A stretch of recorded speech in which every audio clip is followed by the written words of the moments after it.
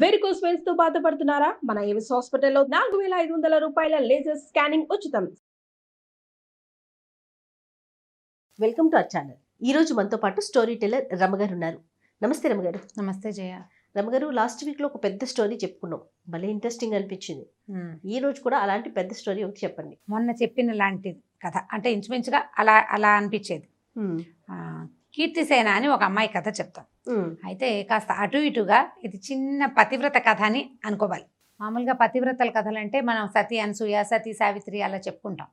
అంటే extreme limits దాటేసి వీళ్ళు భర్తల కోసం పాతివ్రత్యాన్ని అంటే తమ తాలూకు సౌభాగ్యాన్ని కాపాడుకోవడానికి మ్యాక్సిమం ట్రై చేసి చాలా కష్టపడి ఎంతో కష్టాన్నైనా ఎదుర్కొనే వాళ్ళ కథల్ని మనం వాళ్ళని పతివ్రతామ తల్లులుగా భావిస్తాం కదా. ఇది మరీ పూర్తిగా పతివ్రత అంటే అంత పేద రకం ధోరణి కాదు, కానీ మామూలు అమ్మాయిలు తమ ఫ్యామిలీని నిలబెట్టుకోవడానికి చేసే ప్రయత్నాన్ని చెప్పిన కథ అనమాట. ఆసక్తికరంగా ఉంటుంది అమ్మాయి కథ. నాకు గుర్తుండి ఈ సంవత్సరం ఇంటర్మీడియట్ ఫస్ట్ ఇయర్కో సెకండ్ ఇయర్కో సాంస్క్రిట్లో ఈ లెసన్ పెట్టారు. ఇది బృహత్ కథలోని కథ, సంస్కృతంలో ఉంటుంది. సాంస్క్రిట్ తీసుకున్న వాళ్ళకి తెలుస్తుంది. పేరెంట్స్ ఎవరైనా స్టోరీ చెప్పి ఉంటే వాళ్ళకు కూడా తెలుస్తుంది. కథ ఇంట్రెస్టింగ్గా ఉంటుంది, జనరల్ పీపుల్కి తెలిసే అవకాశం లేదు. ఇది కథ అమ్మాయి పేరు ఏంటంటే కీర్తిసేన. కీర్తిసేన అనే అమ్మాయి ఒక వ్యాపారస్తుడు కూతురు. ఆయన చాలా ముద్దుగా గారాభంగా పెంచాడు. ఈ పిల్ల చాలా అందగత్తెట, చక్కగా ఉండేది. చక్కటి అమ్మాయి, మృదు స్వభావి, అంటే ఒకళ్ళు జోలికి పోయే లక్షణం లేదు ఆ అమ్మాయికి. తన పనేదో తనేదో చక్కగా బంగారు బొమ్మలాగా ఉండేది. అయితే వాళ్ళ నాన్న బాగా వెతికి వెతికి ఆ పిల్లకి అనురూపమైన పెళ్లి కొడుకుని వెతికాడనమాట. అందమైన చక్కగా కాలు పొడుగున్న పొడుగాటి అబ్బాయి, మంచి ఆజానుబాహువు, అటు పిల్ల అందమైన పిల్ల పక్కన మరింత అందంగా కనపడే పెళ్లి కొడుకు కోసం బాగా ప్రయత్నం చేసి చివరికి ఒక పెళ్లి కొడుకుని సాధించారు. సాధిస్తే ఆ పిల్లవాడికి తండ్రి లేడు, వాళ్ళ అమ్మ ఉంది. ఈ అమ్మ ఏంటంటే ఈవిడ కొంచెం గయ్యాళ్ళదని ఊళ్ళో పేరు, కానీ ఒక పిల్లాడు కదా, వాడిని ఏదో కొంచెం చదువు విద్యాబుద్ధులు చెప్పించింది. వాళ్ళకి ఏవో వ్యాపారాలు ఉన్నాయి. ఉంటే సరే బాగుంది కదా, బాధ్యతలు లేవు, ఒకడే పిల్లాడు, ఏదో కొంత ఆస్తిపాస్తి ఉందని ఆలోచించి పిల్లవాడు అందంగా ఉన్నాడు, పైపెచ్చు పిల్లని ఇష్టపడ్డాడు. ఇవన్నీ ఇప్పుడు మన అందరూ ఆడపిల్లల తండ్రులు ఆలోచించే సహజమైన విధానంలోనే ఈ కీర్తిసేన నాన్న కూడా ఆలోచించి ఆ పిల్లకి పెళ్లి చేశాడు. పెళ్లి చేస్తే భార్యాభర్త అన్యోన్యంగా చక్క చిలక గోరింకాలే బాగా ఉండేవాళ్ళు. ఈ అత్తగారికి కొంచెం లేత వయసులోనే భర్త చనిపోయాడు. ఆవిడకి కోడలు కొడుకు అన్యోన్యంగా ఉంటే ఆవిడకి ఏం పెద్ద నచ్చేది కాదు. పైగా సహజంగానే గయ్యాళి, కొంత పోట్లాట కోరు, కయ్యానికి కాలు దువ్వే రకం, చుట్టుపక్కల వాళ్ళతో అసలు స్నేహాలే లేవు ఆవిడకి. ఈ పిల్లని ఆ భర్త బయటికి వెళ్ళంగానే కోడల్ని కాల్చుకు తినేది ఆవిడ. ఏదో ఒకటి అంటాం, తిట్టడం, ఒట్టి పుణ్యానికి ఏదైనా పని నాకు చేత కాదు అనగానే నువ్వు చేసి తీరాల్సిందేనని మొండికెత్తి పని చేయించడము, ఇలా బాగా ఏడిపించుకు తినేది. ఈ అమ్మాయి పెద్దగా భర్తకి చెప్పేది కాదు, కానీ వాళ్ళ అమ్మ పాపం ఇంకెవరు లేరు అతనికి, తల్లి తప్ప, అమ్మకి అతనికి చెడగొట్టకూడదు అని బుద్ధిమంతురాలన్నమాట ఈ పిల్ల. బుద్ధిమంతుల లక్షణం ఏమిటంటే నాకు ఇబ్బంది వచ్చింది మీ అమ్మ వల్ల అని చెప్పి అమ్మకి గౌడికి పోట్లాట పెట్టకుండా ఉండటమే బుద్ధిమంతుల లక్షణం. సరే, ఆ లక్షణం ప్రకారం ఆ పిల్ల ఏం చేసింది, పొడితే పొట్టాడిందిలే, భర్త ఉన్నప్పుడు తను ఏమంటలేదు, భర్త తనతో చాలా బాగా ప్రేమగా ఉంటున్నాడు. ఇది ఆలోచించుకుని ఈ అత్తగారి దుష్కృత్యాలు ఎప్పుడు ఆ పిల్ల చెప్పల భర్తకి. కొన్నాళ్ళ తర్వాత ఏమైందంటే ఇతనికి అప్పుడు ఆ రోజుల్లో వ్యాపారాలు వేరే ఊళ్ళకి వెళ్ళి చేయటమే కదా. ఇక్కడ సరుకు అక్కడికి పట్టుకెళ్ళేవాళ్ళు, అక్కడ సరుకు ఇక్కడికి తెచ్చేవాళ్ళు. ఈ క్రమంలో ఇతనికి వాళ్ళ చుట్టాలంతా ఏదో ఒక వస్తువు బళ్ళ మీద వేసుకుని వలభి అనే ఒక నగరానికి వెళ్దామని, పక్కన ఉంది వల్లభ నగరం, వలభి అంటారు దాన్ని, అక్కడికి వెళ్దామని అన్నారు. అనేసరికల్లా ఈ వెళ్ళటము బాగా 2-3 నెలలు పట్టేస్తుంది. దూరం వెళ్ళి రావాలి కదా, 3 months 6 months కూడా పట్టేది. ఈ 3 నెలలు 6 నెలలు ఇతను ఉండకపోతే ఈవిడ తను ఏం చేస్తుందోనని భయపడి ఈ పెళ్ళి ఏం చేసింది, కీర్తిసేన భర్తకి చెప్పింది, మీ అమ్మ నన్ను చాలా అన్నిటికీ తిడుతూ ఉంటుంది, మా అమ్మగారు తిడతారు అంటే కొంచెం ముద్దుగానే చెప్పింది, గొప్పగా అంటే కంప్లైంట్ లా కాకుండా నువ్వు లేకపోతే నేను ఒక్కదాన్నే ఉంటే నన్ను ఇబ్బంది పెడుతుందేమోనని నాకు భయంగా ఉంది, నేను ఒక్కతనే ఉండలేను, నువ్వు వెళ్ళొద్దంది. అనేసరికల్లా ఇతను భార్యకి నచ్చ చెప్పాడు. అలా అంటే ఎట్లా వ్యాపారం, మనకి ఈ ఊళ్ళో ఉంటే మనకు నడవదు, ఇట్లా వ్యాపారాలు చేసుకోవాలి, నేను మా అమ్మకి చెప్తాను లేని వాళ్ళ అమ్మకి, అమ్మ నేను ఇట్లా 5-6 నెలలు వెళ్ళాలి, 3 నెలల నుంచి 6 నెలల దాకా పడుతుంది, ఈ అమ్మాయి మంచి కుటుంబంలో పుట్టిన పిల్ల, దాంతో స్నేహంగా ఉండాలమ్మా, నువ్వు స్నేహంగా ఉండాలి, గొడవలు అవి పెట్టద్దమ్మా, నేను తిరిగి వచ్చేదాకా నా భార్యను జాగ్రత్తగా చూసుకోమ్మా అని అన్నాడు. అనేసరికల్లా వాళ్ళమ్మ తెల్లబోయినట్టుగా మొహం పెట్టి, అదేమిట్రా అట్లా అంటావు, నేను ఎందుకు ఇబ్బంది పెడతాను, మన ఇద్దరికి గొడవ పెట్టడానికి నీ భార్య ఇట్లాంటి పిచ్చి మాటలు చెప్తోంది, చిన్నపిల్ల దానికి అలా అర్థం చేసుకుంది కాబోలు తన మంచికే చెప్తాను కానీ నేను నీకు దానికి చెడు చేయాలని నేను అనుకుంటానా, నాకున్నది ఒకే కొడుకు ఒకే కోడలు అని ఇట్లా రకరకాలు మాట్లాడేసరికి కల్లా ఈ కుర్రాడు నమ్మేశాడు. అమ్మ మాట, తల్లుల మాటలు సహజం కదా, వాళ్ళ అమ్మ మాట ప్రతివాడు అమ్మ మాట నమ్ముతాడు. ఏమనుకున్నాడంటే భార్యే అమాయకత్వము, పైగా చిన్నప్పటి నుంచి వేరే ఊళ్ళో పెరిగింది, ఈవిడ ధోరణి ఆ పిల్లకి అర్థం కాక అపార్థం చేసుకుందని భావించి ఏం పర్వాలేదు మా అమ్మ నిన్ను బాగా చూసుకుంటుందని భార్యకి నచ్చజెప్పి వీడికి కాస్త వెళ్ళిపోయాడు బిజినెస్ కోసం. ఇక ఆ కొడుకు అటు వెళ్ళటం ఏమిటి, ఈవిడ కోడల్ని చావగొట్టి చెవులు మూసేసింది, కొట్టేసింది బాగా. తర్వాత పని వాళ్ళందరినీ మానిపించేసింది, ఇంట్లో అన్ని పనులు కోడలతోటే చేయించింది కొన్ని రోజుల పాటు. ఈ పిల్ల చిక్కిపోవటం మొదలుపెట్టింది, పని చేయొద్దు అంత పని. అక్కడి నుంచి ఏం చేసింది, ఈవిడికి ఒక చేటి ఒక స్నేహితురాలు ఉంది, ఎంతసేపు ఎప్పుడు వచ్చి వీళ్ళింటూనే ఉంటుంది. వీళ్ళిద్దరూ కలిసి ఏం చేశారంటే ఆ పిల్లని కాస్త ఒకరోజు ఒంటి మీద బట్టలు లేకుండా చేసేసి దాదాపుగా కొట్టి వాళ్ళ ఇంట్లో ఒక నేలమాళిగ ఉందిట. నేలమాళిగ అంటే పాత రోజులు ఏంటంటే ధనం దాచుకునేందుకు నేలమాళిగలు ఉండేవి, మెట్లు దిగి అక్కడ కనపడేది కాదు, కనపడకుండా ఉండేది. దాన్ని ఇప్పుడు మన సినిమాల్లో చూపిస్తుంటారు అట్లాంటివి. లోపలికి మనకదే మన సినిమాలో కూడా పాత సినిమాల్లో కనపడుతుంది, తలుపులాగానే ఉంటుంది, దాని లోపల ఇంకో ద్వారం ఉంటుంది అనమాట, భూమి లోపలికి ఉండేవి. ఈ మంచాల కిందకి అక్కడ పెట్టేవాళ్ళు వాటి తలుపులు, కిందకి లోపలికి వెళ్తే అక్కడ ధాన్యము బంగారం అవి దాచిపెట్టుకునేవాళ్ళు. ధాన్యాల కంటే హెచ్చుగా బంగారము, గింజలు ఏవి విత్తనాలు, తర్వాత డబ్బులు, ఖరీదైన వస్తువులు, విలువైన వస్తువులు, పాత వస్తువుల్ని వాటిని కింద దాచిపెట్టేవాళ్ళు. ఆ నేలమాళిగలో ఉన్న డబ్బులన్నీ బయటికి తెచ్చేసి ఈ అమ్మాయిని ఆ నేలమాళిగలో పడేశారు. అయ్యో.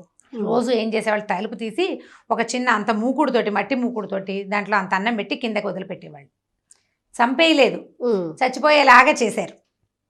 అంతే అన్నం తిని గాలి వెలుతురు రాని చోట ఉంటే మనుషులు ఏం బతుకుతారు? కొద్ది 2-3-4 రోజులు గడిచేసరికి 2-3 రోజులకి ఆ పిల్ల ఏడ్చి మొత్తుకుంది కానీ ఏమీ వినపడదు బయటికి. సరే ఏం చేసింది, ఆ చేతులు చీకటి అటు ఇటు చేతులు ఆడిస్తూ వెతుకుంటూ చచ్చిపోతానో ఏమిటో ఇక్కడ ఏమున్నాయో అని చేతులు ఆడిస్తుంటే అమ్మాయికి ఒక ఇంత ఇనుప వస్తువు కడ్డీ లాంటిది దొరికింది. గుణపం అన్నమాట, చిన్నది, మనం మొక్కలు తవ్వడానికి వాడుకుంటాను చూడు. ఒకవైపు తలవైపు పెద్ద లావుగా ఉంది, కొస కొంచెం పలచగా ఉండి పదునుగా ఉన్నట్టు తెలిసింది. మనం ముట్టుకుంటే మనకు కొన్ని వస్తువులు టోపోగ్రఫీ అర్థమవుతుంది కదా అది ఎలా ఉందో. ఆ అమ్మాయికి ఇదేదో తవ్వే సాధనం అని తెలిసింది. తను కూర్చున్న చోటే తవ్వడానికి అట్లా అట్లా అట్లా అట్లా తవ్వటం మొదలుపెట్టింది. తవ్వుతూ ఉంటే అంటే గోడని ఓ పక్కన కిందకి పడేశారు కదా, ఓ పక్క గోడని తవ్వుతుంటే ఆ మెల్లిగా ఆ ప్రాంతం అది ఎట్లా అయిందంటే ఆ అమ్మాయి తాలూకు పడక గదిలో ఒక మూలకి చేరింది.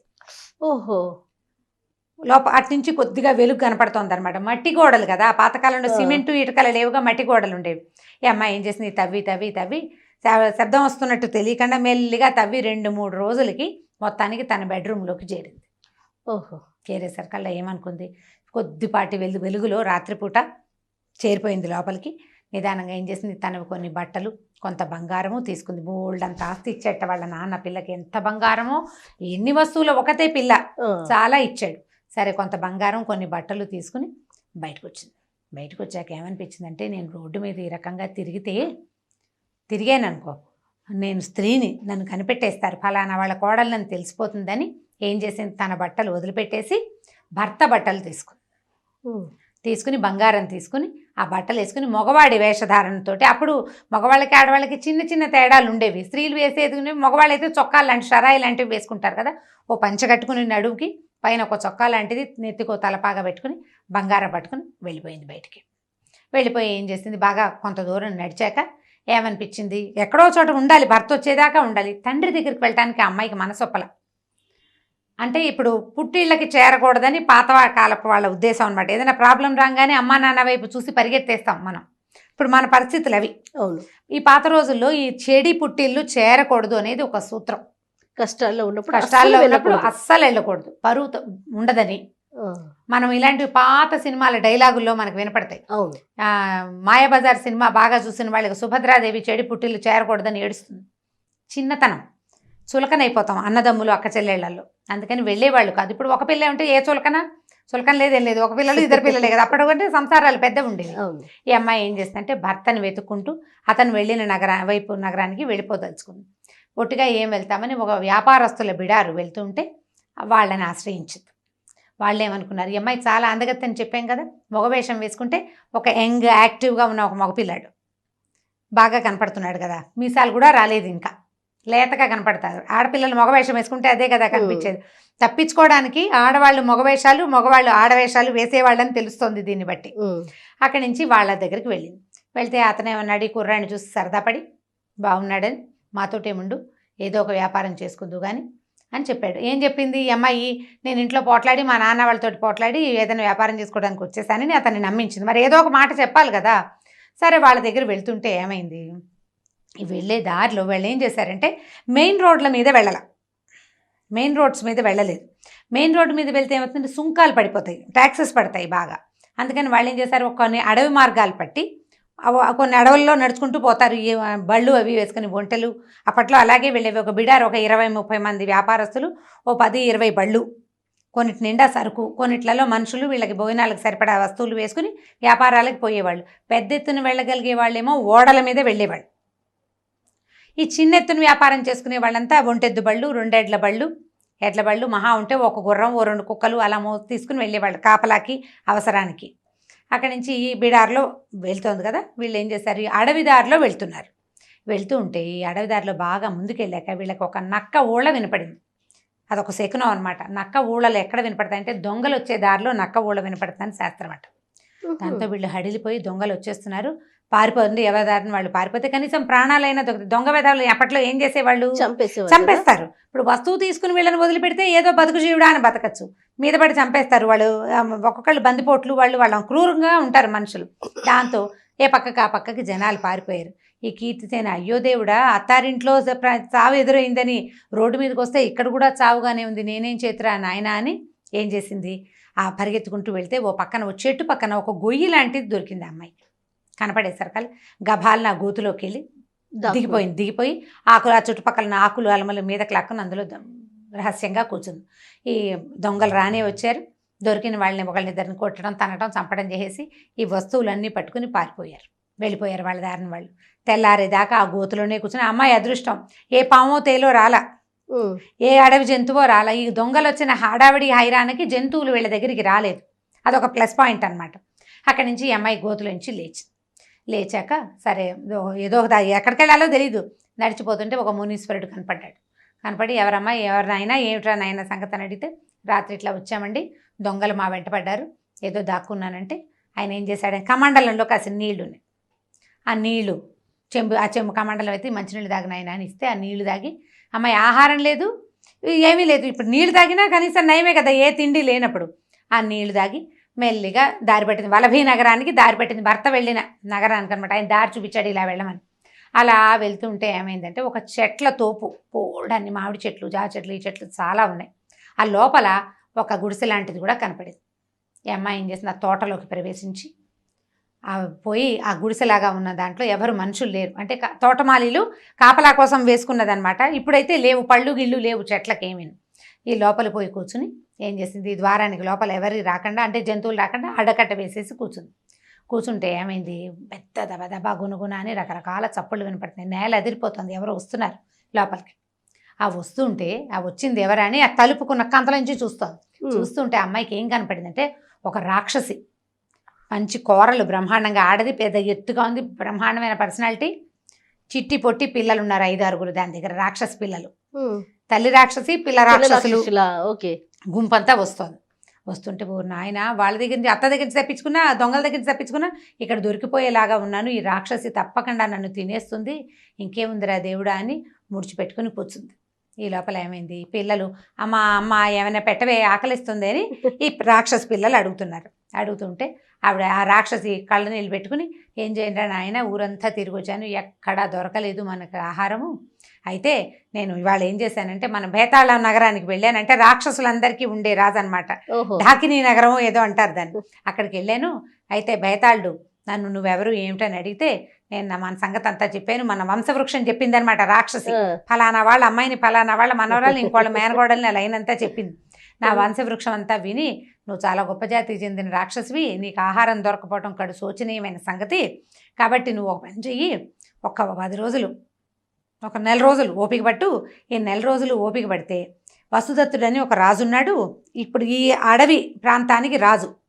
అతను ఒకసారి వేటకి అడవిలోకి వస్తే చెవిజొచ్చు పాము అనే ఒక పురుగు, అది మనుషులు ఎవరైనా కనపడితే జంతువులకు కూడా చెవుల్లో దూరుతుందిట ఆ పాము, చెవిలో దూరే పాము. మన దగ్గర కూడా రోకల బండ ఏదో పురుగు ఉండేది జయ, బయట పడుకుంటే రోకల బండ పురుగు చెవిలో దూరుతుందని చెప్పేవాళ్ళు. సన్నగా ఒక సన్నగా మిలకలు తిరుగుతుంది, దాని పేరు అదే అనిపిస్తుంది.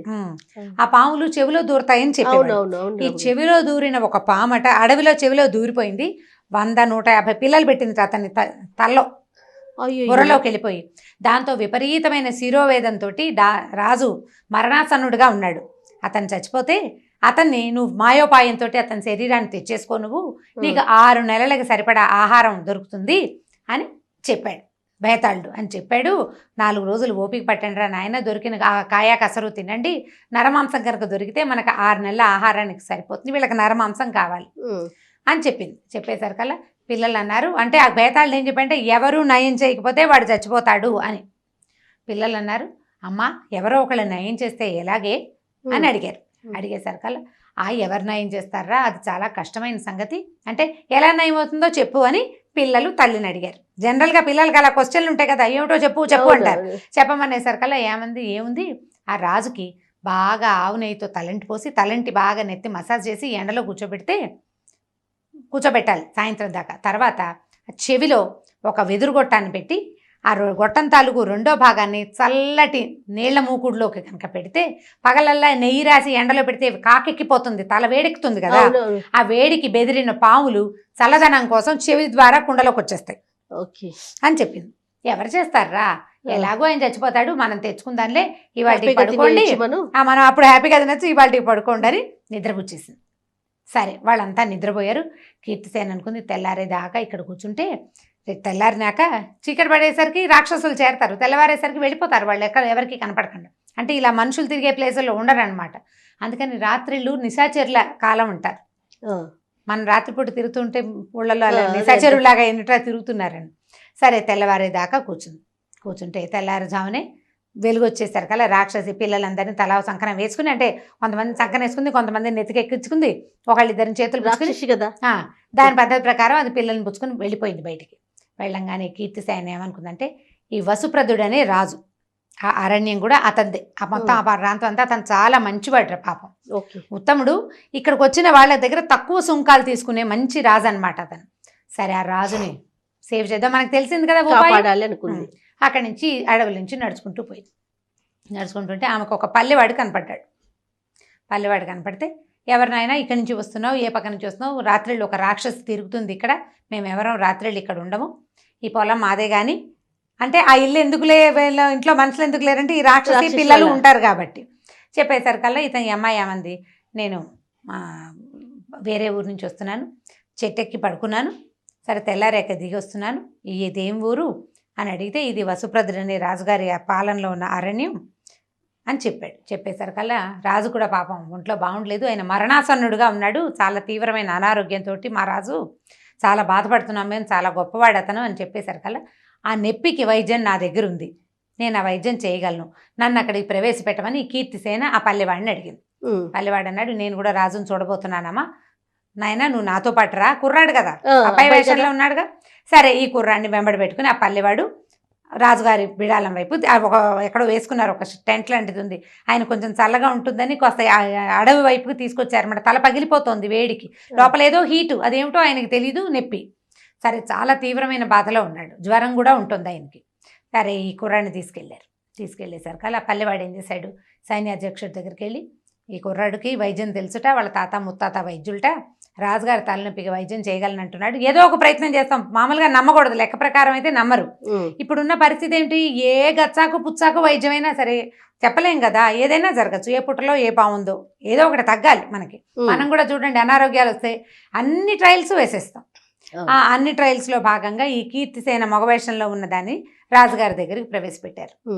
చక్కగా అందంగా కనపడిన కుర్రాన్ని చూసేసరికల్లా ఆయనకి నచ్చాడు, చాలా బాగా నచ్చి, నాయన నువ్వేం చేయగలవంటే, చీకటి పడిపోయిందండి, ఇప్పుడు ఈ పగలల్లా నడిచి కదా అక్కడికి చేరింది అమ్మాయి, చీకటి పడిపోయింది, ఇవాళ కాదు, వైద్యం రేపు చేస్తాను, నెయ్యి తెప్పించండి అని చెప్పి నెయ్యితోటి చక్కగా ఆయన నెత్తికి నూనె రాసి బాగా మసాజ్ చేసి, ఆ నెయ్యి తగిలేసరికి వేడి కొంచెం తగ్గుతుంది. మామూలుగా మనకి కణతలు అవి నొప్పులు వస్తాయి, కథలోనే వైద్యం చెప్తున్నాను చూడండి, కణతలు నొప్పి వస్తాయి, ఇక్కడ టక టక టక కొడుతుంటుంది నొప్పి, పేరు నెయ్యి రాసుకోమంటారు మా వాళ్ళు, నెయ్యి పేరుకుంటుంది కదా, పేరుకున్న నెయ్యి కొంచెం తీసి బాగా ఇట్లా మసాజ్ చేస్తే తలనొప్పి తగ్గుతుంది, కాక తగ్గుతుంది లోపలదని చెప్తారు. ఈ రాజుకు తల మసాజ్ చేసేసరికి ఆయన కొంచెం కాస్త తలనొప్పి తగ్గి నిద్ర పట్టింది. అందరూ సంతోషించారు. ఇప్పటిదాకా అసలు నిద్ర పట్టడమే లేదు, ఆయనకి నిద్రే లేదు ఆ తలనొప్పితోటి. అక్కడి నుంచి మర్నాడు పొద్దున ఏం చేసింది, వాళ్ళు కుర్రాన్నేమో చక్కగా తీసుకెళ్ళి స్నానం సంధ్య చేయించి పడుకునేటానికి వనరు కల్పించారు. ఎవరికి చెప్పకుండా, మరి వేషంలో ఉంది కదా, నా పని నేనే చేసుకుంటానని తన దారిని తను పోయి పడుకుంది. ఏదో తిన్నది, నిద్రపోయింది. మర్నాడు తెల్లారాక రాజుగారిని తీసుకొచ్చి ఎండలో కూర్చోబెట్టింది. మళ్ళీ కొద్దిగా నెయ్యి తెప్పించి మర్దన చేయించింది. బాగా మర్దన చేశారు. ఈ ఎండకి కూర్చుని కూర్చుని కూర్చుని కూర్చుని సాయంకాలం అయ్యేసరికి ఆయనకు శోష వచ్చింది. కానీ చల్లబడంగానే ఈయన్ని నీడలో కూర్చోబెట్టి చెవిలోకి ఒక వెదురు గొట్టం పెట్టించింది. ఈ గొట్టం తాలూకు కొస ఒక చల్లటి నీటి కుండలో ఏం చేశారు, మూకుడు పెడతారు, మూత ఉంటుంది కదా, ఆ మూకుడుకు వచ్చి ఇల్లు కొట్టించి ఈ గొట్టం తాలూకు కొస అందులోకి పెట్టింది అనమాట. బయటికి రాకూడదు మళ్ళీ ఆ పురుగులు. అక్కడి నుంచి ఒక 10 నిమిషాలు అయ్యేసరికల్లా రాజు తల్లోంచి ఏదో పాకుతున్నట్టుగా తెలుస్తోంది ఆయనకి. ఈ చెవి ద్వారా లోపలికి ఉన్న మొత్తం 100, 150 చిన్న చిన్న లుకలుకలాడుతున్న పాములన్నీ కుండలోకి వచ్చేసింది. ఈ కుండను మూత పెట్టించారు. కాసేపటికి తలనొప్పి తగ్గిపోయింది నాకు అన్నాడు ఆయన. తలలో నొప్పి లేదు, తల తేలికిచ్చేసింది. అక్కడి నుంచి కీర్తిసేన ఏం చేసింది, ఆయనకి కాస్త పళ్ళరసం, కొద్దిగా నెయ్యి అవి తాగడానికి ఇచ్చింది. నెయ్యి కాస్త నెయ్యి తాగేసరికల్లా ఏమవుతుంటే కూల్ అవుతుంది శరీరం. అక్కడి నుంచి పళ్ళరసం అవి తాగి ఆయన బాగా రిలాక్స్ అయిపోయాడు. పోయి పడుకున్నాడు. పడుకున్న తర్వాత దీనికేమో ఒక వాసన గట్టిచ్చేసింది కుండని. మర్నాడు పొద్దున ఆ కుండలో ఉన్న పాములు చూసి నిర్ఘాంతపోయారు జనం అంతా. అవన్నీ రాజుగారి తలలో ఉన్నాయి, ఇంతంత పాము పిల్లలు. అక్కడి నుంచి రాజుగారు అయితే అప్పుడే ఏం చెప్పాడంటే, నా తలనొప్పి తగ్గించు, నీకు అర్ధరాజ్యం ఇస్తానని చెప్పాడట. ఈ అమ్మాయికి వెంటనే అర్ధరాజ్యం ఇచ్చేసేయండి, కీర్తిసేనుడికి అర్ధరాజ్యం ఇచ్చేస్తామన్నారు అబ్బాయికి. అనేసరికల్లా వద్దు మహారాజా, నాకు అర్ధరాజ్యం ఎందుకు, నేనేం చేసుకుంటాను, ఏదైనా చిన్నది ఇవ్వండి అంటే ఒక గ్రామము కొంత సంపద ఇచ్చారు. ఇస్తే ఈ అమ్మాయి ఏమంది, నేను ఇప్పుడే వెళ్ళనండి, కొంతకాలం నేను ఇక్కడే ఉంటాను, నాకు ఇచ్చిన సామానంతా మీ దగ్గరే ఉంచుకోండి, నాకు మీరు ఇచ్చినవన్నీ గిఫ్ట్లన్నీ మీ దగ్గరే పెట్టుకోండి, నాకు ఇప్పుడు వద్దు, నేను వెళ్ళేటప్పుడు తీసుకెళ్తాను, నన్ను ఇక్కడ ఉండనివ్వండి అని చెప్పింది. సరే వీళ్ళు ఏం చేశారు, ఓ ఇల్లు బస ఏర్పరిచారు. రాజును రక్షించినందుకు ఇది కూడా ఇంకో రాజు కింద ట్రీట్ చేస్తున్నారు అనమాట. హాయిగా అమ్మాయి ఇక మిగిలిన వాళ్ళు ఎవరిని లోపల రానివ్వకుండా తన స్నానపానాది కార్యక్రమాలన్నీ తనే చేసుకుంటూ హాయిగా తన దారిని తను ఉండడం మొదలుపెట్టింది. 1 నెల రోజులు 2 నెలలు అట్లా టైం గడిచింది. ఈ గడిచిన తర్వాత ఏమైంది, వలభీ నగరం నుంచి బోళ్ళంతమంది వర్తకుల బిడారు వచ్చిందని వార్త వచ్చింది. ఈ అమ్మాయి ఏం చేసిందంటే ఆ బిడార్ దగ్గరికి వెళ్ళింది. బిడార్ దగ్గరికి వెళ్ళి ఆ భర్తను చూసేసింది, వెళ్ళింది బాగా లోపలికి వెళ్ళి చూసింది అనమాట. చూస్తే అతను ఎక్కడున్నాడో వెతుక్కుంటే అతను కనపడ్డాడు. దగ్గరికి వెళ్ళేసరికి కల్లా అతను ఈ అమ్మాయిని గుర్తుపట్టేశాడు, ఇది మగ వేషంలో ఉన్నప్పటికీ. భార్యను గుర్తుపడతాడు, మిగిలిన వాళ్ళు ఎవరికి ఇది అమ్మాయి అని తెలియదు కదా. అక్కడి నుంచి ఇదేమిటి ఈ వేషంలో ఎందుకున్నావు, ఇక్కడికి వచ్చావేమిటి, నువ్వు ఎందుకు ఈ వసదత్త నగరానికి వచ్చావని అడిగాడు. అడిగితే ఈ అమ్మాయి జరిగిన కథ అంతా చెప్పింది భర్తకి. మా అమ్మ ఇట్లా చేసింది, నేను అక్కడి నుంచి పారిపోయాను, ఇలా ఒకటి స్టెప్పులు దాటుకుంటూ ఈ స్టెప్పుకి చేరానని చెప్పింది. చెప్పేసరికల్లా అక్కడి నుంచి ఇద్దరు కలిసి రాజుగారి దగ్గరికి వెళ్ళారు. వెళ్తే ఆ అమ్మాయి తన అత్తగారు తన మీద చేసిన దురాగతాన్ని రాజు సన్నిధిలోనే చెప్పింది. ఈయన వాళ్ళ అత్తగారిని తెప్పించి ఆవిడకి ఏవో ఒక శిక్ష ఇచ్చి దానికి సహాయం చేసిన చేటికి కూడా కొంత శిక్ష వేసి, ఈ అమ్మాయిది తన దగ్గర ఉంది కదా ఆ గ్రామము, ఆ నగలు, బంగారం అంతా ఈ పిల్లకి అప్పచెప్పారనమాట. తర్వాత అమ్మాయి భర్త హాయిగా ఉన్నారు. ఆ అమ్మాయి ఏంటంటే తన భర్తని వదిలే ప్రయత్నం చేయకుండా, అంటే వీళ్ళతో ఎవరు పడతారు, ఈ అత్తగారితో గోలా, ఈ మొగుడు ఎందుకు నాకు అని పుట్టింటికి వెళ్ళిపోకుండా భర్తని కలుసుకోవాలనే వచ్చిన ప్రయత్నం వల్ల ఇవన్నీ దాటుకుంటూ మంచి ప్రాస్పరిటీని సాధించిందని చెప్పడం కోసమే ఈ కథ చెప్పాడనమాట. ఆ లైన్లో చెప్తుంటారు కదా, భర్తను అనుసరించి ఉండాలి, భర్త కోసమే ప్రయత్నం చేయాలి అంటే ఒక చిన్న రకపు పాతివ్రత్యమే కనపడుతూ ఉంటుంది. పాతకాలం పతివ్రత కథ కాకుండా మీడియం సైజు పతివ్రత కథ అనమాట. మరీ లెంగ్దీ కథ కాదు, ఈ కథ ఇంట్రెస్టింగ్ గానే ఉంది, స్లోగా నారేట్ చేస్తే చక్కగా అర్థమవుతుంది. మామ్స్ కోసమే రమ్మగారు, పిల్లల కోసం అయితే కాదు. చాలా బాగుంది కథ, అద్భుతంగా ఉంది.